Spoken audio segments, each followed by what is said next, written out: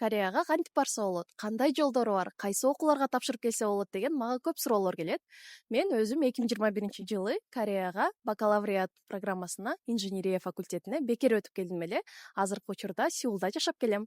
Мага окшогон башка кыргызстандыктар Кореядагы университеттерге бакалавриат, магистратура, тил курстарына тапшырып келишет. Каяка, кантип, качан тапшырыш керек деген суроолорго жооп алыш үчүн урматтуу кыргызстандыктар, буюрса сиздер үчүн аябай сонун бекер мүмкүнчүлүк ачылып жатат.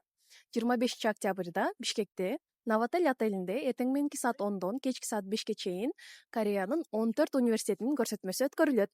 Бул иш-чарага келип, силер Кореядагы университеттердин стипендиясы боюнча, ар кандай тапшыруу жолдору боюнча, 2 жылдык программалар, окуп бүткөндөн кийин жумушка орношуу боюнча көптөгөн маалыматты алып кетсеңиздер болот.